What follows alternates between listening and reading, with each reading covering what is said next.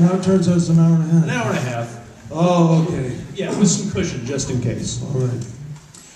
Anybody who's been to an art museum knows it doesn't really get started until about 1 a.m. anyway. That's when the real fun begins. So hopefully we can last that long.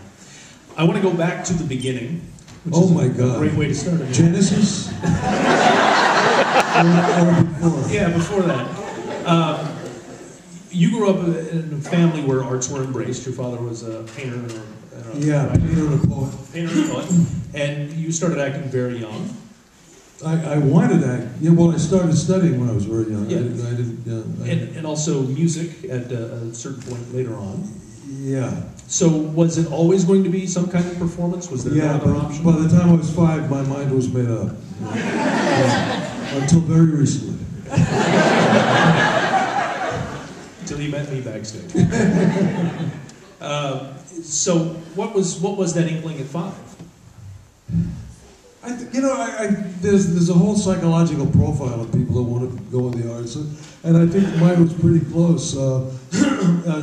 Feeling like nobody's paying any attention to you, and then feeling like you need it. I think it was pretty much the standard pattern. My father didn't remember my name until long after he was gone. Hey, I'm here, and I think that it just turned into wanting to be an actor, like everybody else. And when did music enter the equation, or was that just? Well, that was around the house all the time, and I studied piano when I was young. But improvisation came into my life very, very early. I would take piano lessons when I was 5 or 6, and I just asked the teacher to play it for me once. And the minute she played it for me once, it was over, because I never needed to learn how to read music. And I have a book coming out next, parenthetically. It has nothing to do with why I'm here. No, seriously, I have a book. It's not even out yet, so what's the point of me talking about it? But I have a book coming out next month called An Improvised Life. And in writing it, I realized that most of my life has been based around improvisation, and it's just part of my nature to want to play, to want to keep things from solidifying. Some people would call it creativity. I wouldn't go that far. Well, as an improviser, I'm curious because one of the roles in the second half of your career that really stands out to me is Glengarry Glen Ross. Oh. And David Mamet is pretty specific. More than pretty specific. Yeah. So how does that work as someone whose life is guided by improvisation? Well, I mean, I couldn't do it as a play. If it was a play, I would have literally lost my mind at some point or another.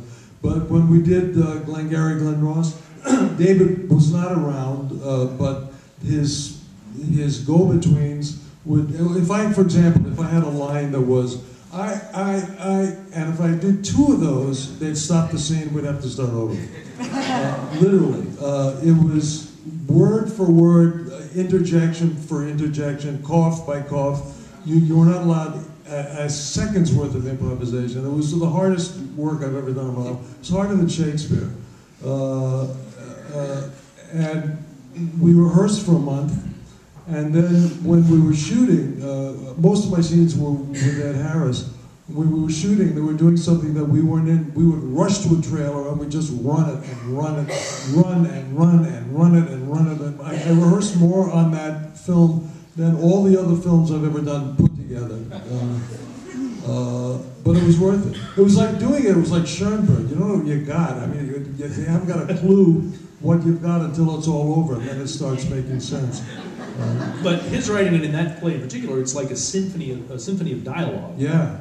And if anything is off, the whole piece just falls apart. Yeah, right. So, and it's hard to do it because if you're familiar with any kind of acting technique at all, the only way I've ever worked is with intentions, which is a kind of form of the method. It's not Lee Strasberg's method, but it came from the horse's mouth.